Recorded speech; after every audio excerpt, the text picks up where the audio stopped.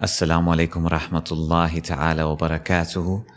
Welcome once again to the INH Center for Islamic Eschatology in Fez, Morocco.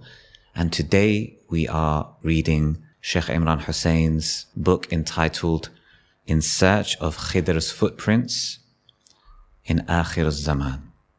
Bismillah ar-Rahman ar-Rahim. Chapter 1, the first word. Praise be to Allah, most wise, and peace and blessings on the beloved Messenger of Allah, sallallahu alayhi wasallam, who lamented that Musa alayhi salam did not show more patience with Khidr alayhi salam, the supreme teacher and guide of Akhir Al-Zaman. For had Musa done so, we would have learnt more from Khidr through Surah Al-Kahf of the blessed Quran. وَدِدْنَا أَنَّ مُوسَى كَانَ الصَّبَرَ حَتَّى يَقُصَّ اللَّهُ عَلَيْنَا مِنْ خَبَرِهِمَا. We wish that Musa was patient so that Allah would have told us more about both of them. Sahih Bukhari. The world today is akin to the skin of a banana, which has been tossed into a garbage bin and is rotting. Those who have hearts that can penetrate that reality of the world today are a people who consequently feel lost in what has become for them an alien world that has already been symbolically reduced in their eyes to barren dust, since it is a world now devoid of nur or light. أعوذ بالله من الشيطان الرجيم وإنا لجاعلون ما عليها صعيدا جرزا. And verily in time we shall reduce all that is on it, i.e. the earth, to barren dust. The Holy Quran, Surah Al-Kahf, chapter 18, verse 8. They feel disgusted, i.e. fed up with this world. They long for a way out of a lonely, tiresome, barren life devoid of peace, contentment, and true happiness. They long for raindrops from heaven that will quench the thirst in their restless hearts, a thirst for truth and for inner peace. The few who are disgusted with the world today look with pain and increasing frustration at the rest of mankind, who consider this to be the best world ever, who marvel at all the great technological advancements of the modern age, and who equate such with progress, and whose greatest joy is to visit the glittering shopping malls of Tinseltown in order to spend more and more paper, plastic, and electronic money, while shopping for blue jeans, the latest electronic devices, and other rotting banana skins. قُلْ هَلْ نُنَبِّئُكُمْ بِالْأَخْسَرِينَ أَعْمَالًا الَّذِينَ ضَلَّ سَعْيُهُمْ فِي الْحَيَاةِ الدُّنْيَا وَهُمْ يَحْسَبُونَ أَنَّهُمْ يُحْسِنُونَ صُنْعًا. Say, shall we tell you who are the greatest losers in whatever they may do? It is they whose labor has gone astray in the pursuit of no more than this world's life, and who nonetheless think that they are doing good works. Surah Al-Kahf 18, 103 to 104. It is to such people, the few who feel lost in today's strange world, that Surah Al-Kahf speaks, perchance that they may hear. Here is the message from the surah. When Musa alayhi salam had passed the rock and had travelled some distance beyond the rock, his journey became tiresome and he was weary with fatigue and hardship. فَلَمَّا جَاوَزَ قَالَ لِفَتَاهُ آتِنَا غَدَاءَنَا لَقَدْ لَقِينَا مِنْ سَفَرِنَا هَذَا نَصَبًا. And when they had travelled on beyond the rock, he said unto his servant, Bring us our breakfast. Verily, this journey has become for us quite wearisome. Surah Al-Kahf 1862. Life in Akhir Al-Zaman is precisely like that. When we have lost our way in this barren world, life becomes wearisome, with no charm and no happiness.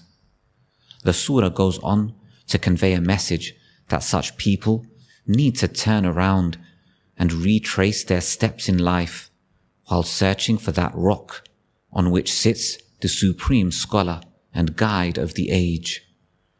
قال ذلك ما كنا نبغي فارتدا على آثارهما قصصا. Moses exclaimed, That rock was the place which we were seeking, and the two turned back, retracing their footsteps to the rock. Surah Al-Kahf, 1864. Only that guide can explain the reality of the world in Akhir Al-Zaman, and only that guide can provide such guidance as would show the way to escape from the dangers that await them wherever they turn. This is because He is the most learned of all men. Allah Most High has personally warned of the awesome dangers to faith that will permeate the world in the end time, when He declared in a Hadith Al-Qudsi recorded in Sahih Al-Bukhari that 999 out of every 1,000 in Akhir Al-Zaman will enter into the hellfire. Surah Al-Kahf also provides crucially important guidance when it says to such people that they should وَاصْبِرْ نَفْسَكَ مَعَ الَّذِينَ يَدْعُونَ رَبَّهُمْ بِالْغَدَاةِ وَالْعَشِيِّ يُرِيدُونَ وَجْهَهُ وَلَا تَعْدُ عَيْنَاكَ عَنْهُمْ تُرِيدُ زِينَةَ الْحَيَاةِ الدُّنْيَا وَلَا تُطِعْ مَنْ أَغْفَلْنَا قَلْبَهُ عَنْ ذِكْرِنَا وَاتَّبَعَ هَوَاهُ وَكَانَ أَمْرُهُ فُرُطًا. Let their hearts be content with keeping the company of those who call on their Lord God mornings and evenings while seeking His very face, and not let their gaze be distracted by the glitter of the life of the world, nor should they obey and follow those whose hearts we have caused to become negligent of our dhikr, remembrance, and whose life works as a consequence are rendered useless. Surah Al-Kahf, 1828. People who long for Allah's face would usually depart from the godless and decadent cities of the modern age in order to seek refuge in villages in the remote countryside. All through the spiritual history of mankind, the search for the beatific vision has always demanded a retreat to the solitude of the lone and the alone. Chapter 2. Where can a Khidr be found? The guide and teacher par excellence of Akhir Al-Zaman can be recognized because he sits on a rock and is therefore as firm as a rock in his thought. He is not a drifter sitting on drifting sands whose viewpoint drifts in whichever direction the wind is blowing in London, New York, Paris, etc. قَالَ أَرَأَيْتَ إِذْ أَوَيْنَا إِلَى الصَّخْرَةِ. Said the servant, would you believe it when we made a stop at the rock for a rest? فَوَجَدَ عَبْدًا مِّنْ عِبَادِنَا. And there on the rock they found a servant of mine, i.e. Khidr. Surah Al-Kahf, 1863 and 65. If, for example, the model of conduct of Prophet Muhammad sallallahu alaihi wasallam does not allow for men and women to shake hands or to embrace and kiss each other when greeting each other socially, and if Dajjal has fashioned a new universal religion and way of life which makes it necessary or permissible for men and women to do so, the Khidr of such an age and those who follow him would stand firm as a rock in refusing to conform with such a sinful departure from the Sunnah of the Blessed Prophet. Those, on the other hand, who sit on shifting sand will constantly adapt themselves to conform in their conduct with whatever Dajjal requires of them in London, New York, and Paris, even if this requires them to betray Nabi Muhammad sallallahu alaihi wasallam. The guide and teacher of the end time can be found at Majma' al-Bahrain, i.e. the place where the two oceans meet. وَإِذْ قَالَ مُوسَى لِفَتَاهُ لَا أَبْرَحُ حَتَّى أَبْلُغَ مَجْمَعَ الْبَحْرَيْنِ أَوْ أَمْضِيَ حُقُبًا. And lo, in the course of his wanderings, Moses said to his servant, I shall not give up until I reach the place where the two oceans meet, even if I have to spend untold years in my quest. Surah Al-Kahf, 1860. The two oceans are the ocean of knowledge externally acquired and the ocean of knowledge internally received. And because he integrates these two oceans of knowledge into a harmonious whole, his knowledge is creative and dynamic, opposite of static and mechanical.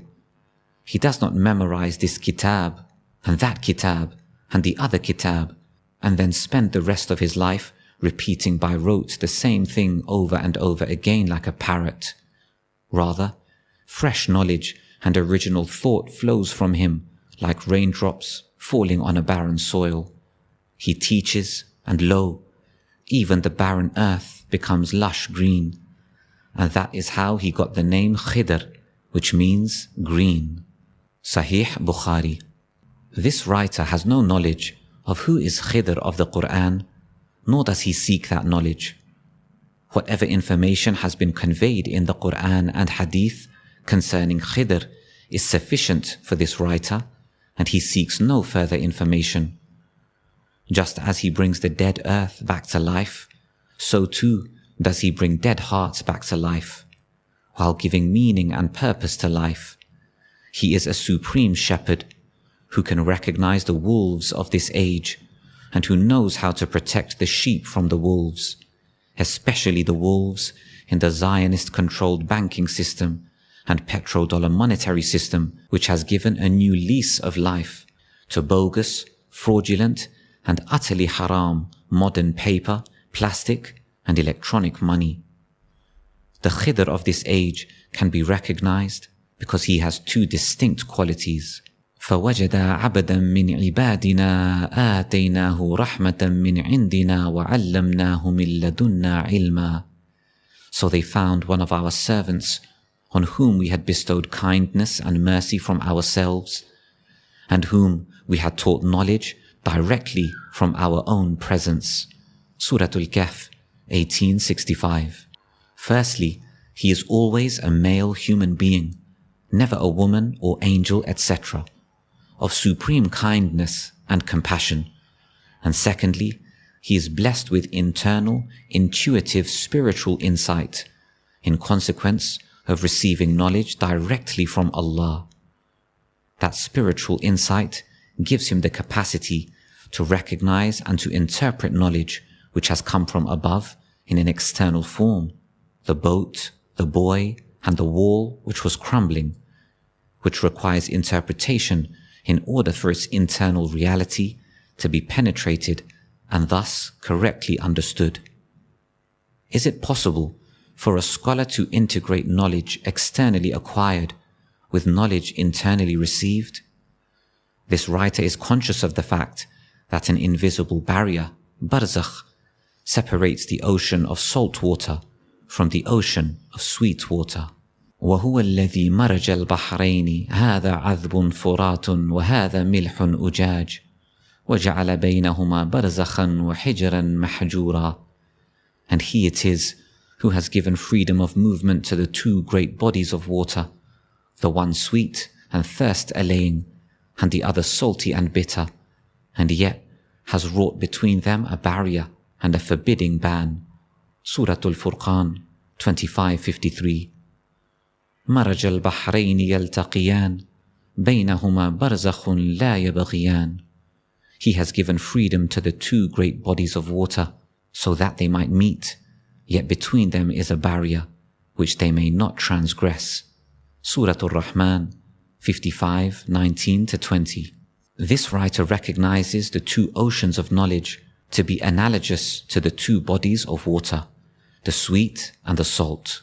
Knowledge externally acquired is analogous to salt water, and the knowledge internally received is analogous to sweet water. Just as with the two bodies of water, the salt and the sweet, so too with the two oceans of knowledge. There is a divinely ordained hijab or veil which separates them from each other.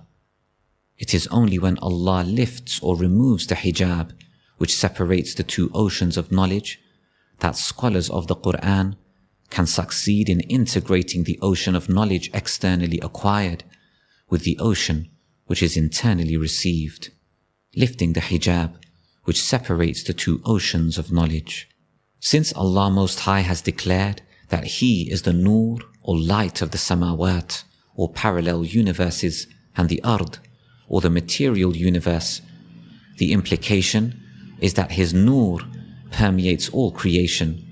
Hence it is with Allah's nur that the hijab or veil that separates the two oceans can be penetrated or lifted. The secret key with which a scholar can access Allah's nur, through which the invisible barrier can be penetrated or lifted, is that rahmah must permeate his life.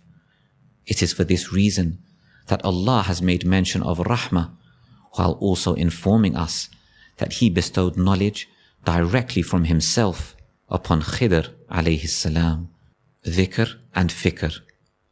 Allah Most Wise will lift the hijab or veil for only those who pursue the quest for knowledge with the simultaneous embrace of the dual instruments of dhikr, i.e. remembrance of Allah Most High, and fikr, i.e.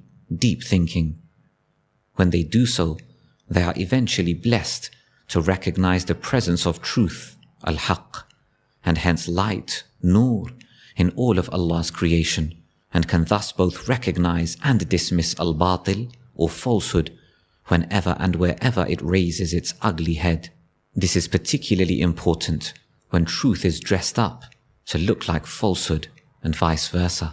إن في خلق السماوات والأرض واختلاف الليل والنهار لآيات لأولي الألباب الذين يذكرون الله قياما وقعودا وعلى جنوبهم ويتفكرون في خلق السماوات والأرض ربنا ما خلقت هذا باطلا سبحانك فقنا عذاب النار. Verily, in the creation of the heavens and the earth, and in the succession of night and day, there are indeed messages for all who are endowed with insight, and who remember Allah when they stand, and when they sit, and when they lie down to sleep, and thus reflect on the creation of the heavens and the earth. O our Sustainer, Thou hast not created aught of this without meaning and purpose. Limitless art Thou in Thy glory. Keep us safe then from suffering through fire. Surah Ali Imran 3:191-192. We should carefully note that while dhikr and fikr are to be pursued simultaneously, dhikr must precede and permeate fikr. Hence, proper fikr is not possible without dhikr. It should be a matter of considerable sorrow to our readers that today's numerous assemblies of dhikr seem to have abandoned the simultaneous embrace of fikr. Just as disturbing is the result of the secularization of education, in consequence of which dhikr has now been divorced from fikr. Two oceans in the Quran. Knowledge that has come from Allah Most High is located first of all in the blessed Quran, which is comprised of two oceans of ayat, or verses. There is an ocean of ayat which are muhkamat, i.e., which are plain and clear, and this ocean is known as Ummul Kitab, the mother or heart of the book. There is in addition a second ocean of ayat in the Quran which are mutashabihat, i.e., they have to be subjected to ta'wil or interpretation in order to be properly understood. Surah Al-Kahf has sent a message through this narration of the encounter of Musa and Khidr, that the two oceans of ayat in the blessed Quran, on whatever the subject that is being studied, have to be harmoniously integrated in order for the scholar, teacher and guide to penetrate the reality of the world in Akhir Al-Zaman. The outstanding scholar of Islam and my teacher and guide of blessed memory, Maulana Dr. Muhammad Fadlur Rahman Ansari, rahimahullah, has explained in his magnus opus, The Quranic Foundations and Structure of Muslim Society, in 2 volumes, that the integration of the knowledge conveyed in all the verses of the Quran on a particular subject into a harmonious whole is not possible without locating the system of meaning of the Quran on that subject. But the human mind, with its rational faculty, is inadequate for penetrating the system of meaning. Rather, 2 oceans must come together as a harmonious whole if the system of meaning of the Quran is to be discovered and understood. Those two oceans are the head and the heart, i.e., the rational consciousness and the emotional and spiritual consciousness. The continuous melodious recitation of the Quran and other recitations in assemblies of dhikr allow the emotional and spiritual consciousness to be activated and to develop to such an extent that makes possible the harmonious integration of these two oceans into a whole. It is dangerous for a scholar to seek to pursue knowledge while equipped with only one of the two oceans, or with a state of imbalance within him in the relationship between the two oceans. In the case of Iblis, his head ruled over his heart, and he declared that he was better than Adam alayhi salam, while refusing to obey Allah's command to prostrate himself before Adam. And in the case of Mansur al-Hallaj, it was his heart which ruled over his head, and which led him to declare, blasphemously so, Ana al-Haq, i.e., I am God. Internal knowledge and the interpretation of mutashabihat. After Khidr had explained to Musa that which had been incorrectly understood, he declared to Musa, ذَلِكَ تَأْوِيلُ مَا لَمْ تَسْطِعْ عَلَيْهِ صَبَرًا. This is the ta'wil, interpretation, of that which you had no patience to understand. Surah Al-Kahf, 1882. Surah Al-Kahf has here conveyed the further important information that the interpretation of ayat mutashabihat or religious symbolism is not possible without knowledge received directly from Allah Most High, and Allah Most Wise chooses when to send down knowledge to His servants. It is perhaps because of this reason that Islamic eschatology, i.e. ilmu Akhir Al-Zaman, could not be developed as a branch of knowledge before this age, for it is only in this age that He is sending the internal knowledge with which the two oceans can come together to be harmoniously integrated. Internal knowledge and the capacity to look ahead and anticipate events. A Khidr in Akhir Al-Zaman who sits on a rock is capable, by Allah's leave, of looking ahead to see events which are yet to unfold in the historical process. Such insight into the future is beyond the capacity of conventional thought. Hence Musa alayhi salam, who symbolically represented Banu Israel in Surah Al-Kahf, was completely ignorant of the fact that a king would come to seize the boats, or that the boy would grow up so dangerously misguided that he would be a threat to his parents' faith. Those devoid of internal knowledge could, for example, dance to every tune that Dajjal plays, and eventually become a part of that army of Dajjal's warriors that is today known as ISIS. The knowledge which allows for insight into future events would be critically important in Akhir Al-Zaman, when the world order of Gog and Magog, which is the present Judeo-Christian Zionist world order, would seek to dispossess the masses of mankind of their wealth and property in order to reduce them to such poverty and destitution as would equate to slavery. Such conditions of slavery would be necessary if Dajjal is ever to succeed in establishing his rule over the world.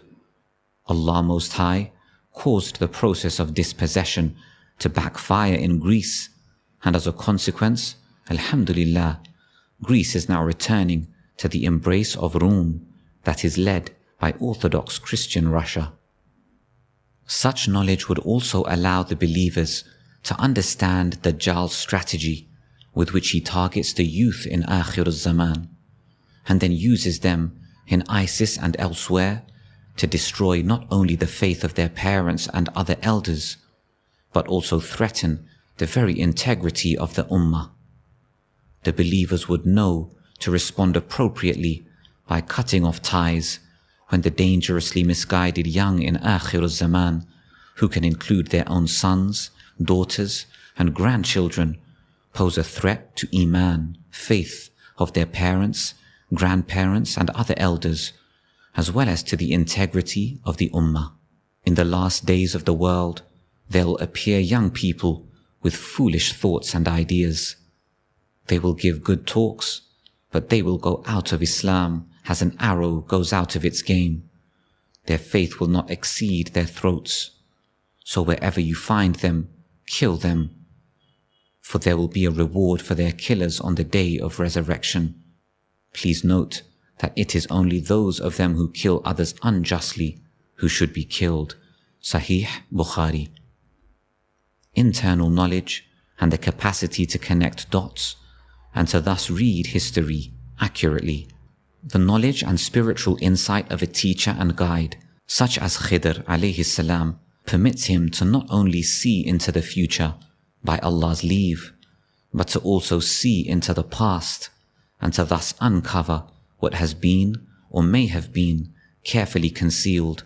Thus was it that Musa alayhi salam's conventional knowledge and powers of understanding could not make sense of a wall being charitably rebuilt in a town that was devoid of hospitality.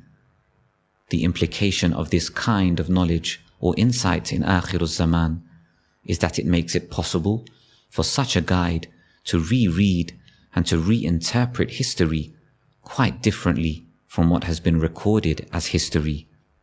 He can do what none else can do. He can connect the dots of history to discover the movement of history as it approaches the end of history. Chapter 3.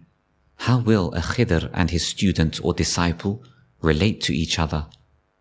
The student must search for his or her Khidr. A Khidr in Akhir Al-Zaman does not search for, screen and select his students, not in Akhir Al-Zaman.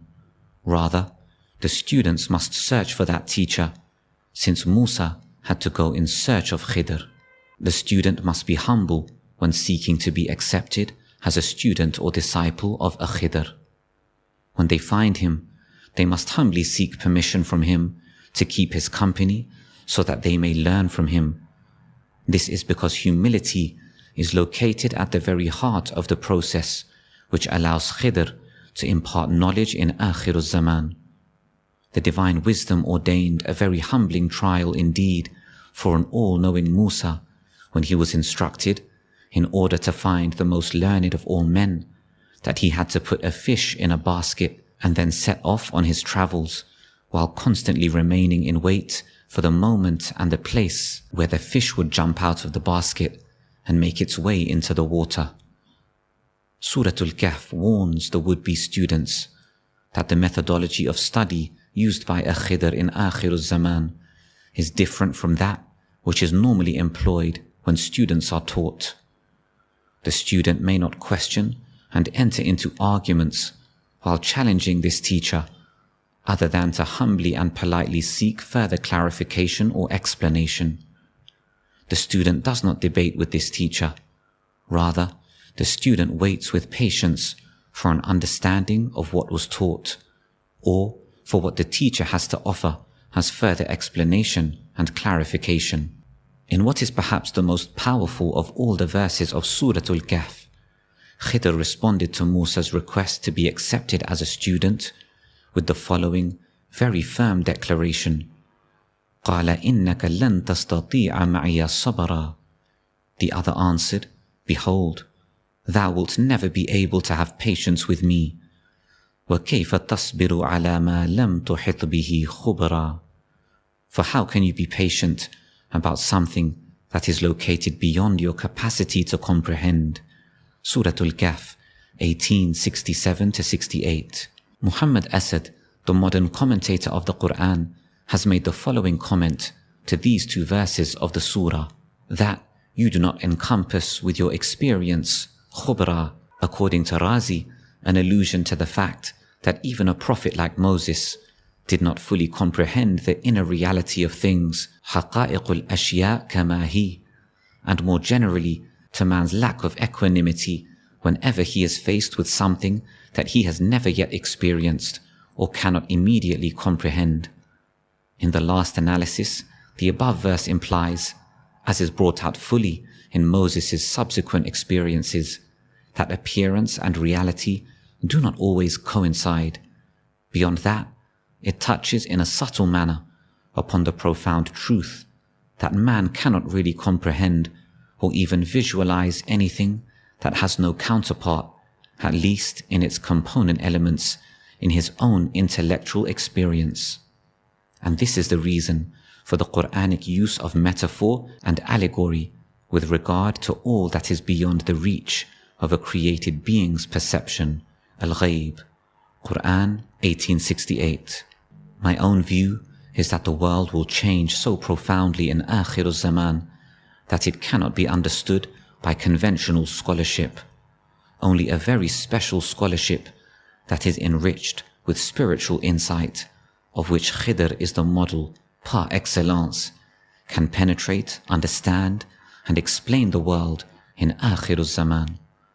Perhaps I may be excused for sharing with the gentle reader this very personal information that Allah Most Kind gave insight to my father of blessed memory, Ibrahim Nazar Hosein, who was a school principal, and I was blessed among all his children to inherit from him that gift of insight. The teacher is not infallible. If the student is not convinced that the teacher is rightly guided, then he should leave him and seek another teacher. But the student may not argue and debate with a Khidr. A message of warning. A Khidr does not tolerate those who claim to be learned and to be superior to the rest of mankind. He warns them that they will not have the patience needed for them to acquire knowledge from him, knowledge which otherwise would remain permanently beyond their reach. He silences them because of their arrogance by prohibiting them from asking questions. If an impatient student persists in debating with him, that student will eventually be dismissed from his company. وَقَالَ هَذَا فِرَاقُ بَيْنِي وَبَيْنِكَ. This is where and when we part from each other, you and I. Surah Al-Kahf, 1878.